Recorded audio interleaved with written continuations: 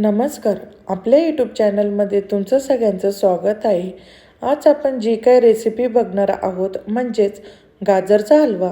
गाजरचा हलवा अगदी लहान मुलांपासून तर मोठ्या माणसांपर्यंत आवडणारा गोड पदार्थ आहे. याची रेसिपी पण खूप साधी आणि सोपी आहे. इथे आपण 1 किलोच्या प्रमाणात गाजरचा हलवा करत आहोत. चला तर आपण रेसिपीला सुरू करूया.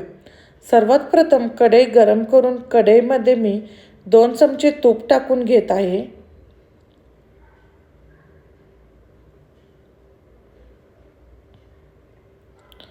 तूप हे वितळलं की त्यामध्ये मी 1 किलो गाजर हे स्वच्छ धुवून आणि किसून घेतलेले आहे.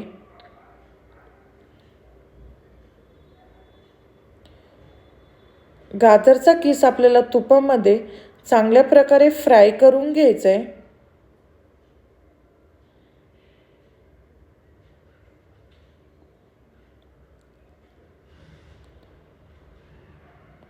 फ्राय करून घेतल्याच्या नंतर आपल्याला 2 ते 3 मिनिटांसाठी झाकण ठेवायचे.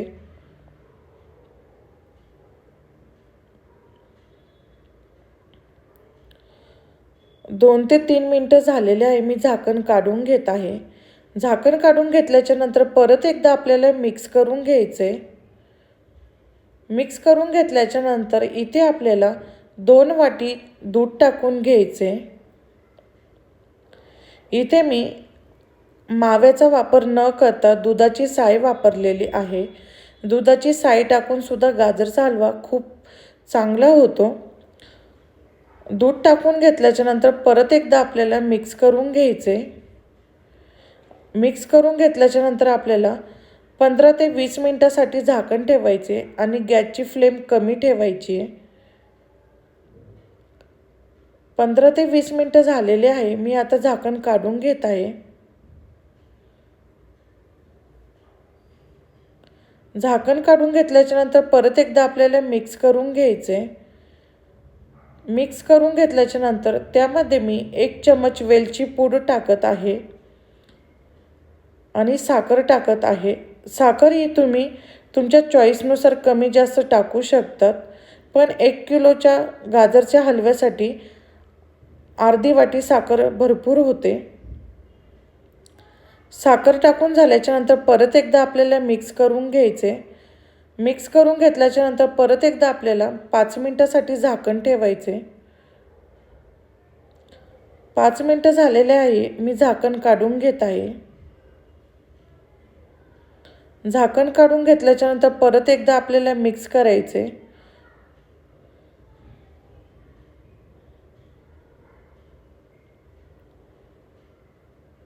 मिक्स करून घेतल्याच्या नंतर इथे मी काही ड्रायफ्रूट टाकत आहे. इथे मी मनुके आणि काजू टाकत आहे. तुम्हाला नसेल टाकायचे तर तुम्ही स्किपसुद्धा करू शकतात. ड्रायफ्रूट टाकून झाल्याच्या नंतर परत एकदा आपल्याला मिक्स करून घ्यायचे. तुम्ही बघू शकतात इथे आपला गाजरचा हलवा तयार झालेला आहे. अशा प्रकारे गाजरचा हलवा केला की खायला खूप टेस्टी लागतो. ही रेसिपी तुम्ही नक्की करून बघा आणि मला कमेंटमध्ये नक्की सांगा. माझ्या चॅनलवर नवीन असाल तर लाईक, शेअर, सबस्क्राईब नक्की करा आणि बाजूची बेल आयकॉन प्रेस करा जेणेकरून नवीन रेसिपी अपलोड केली की नोटिफिकेशन लगेच येईल.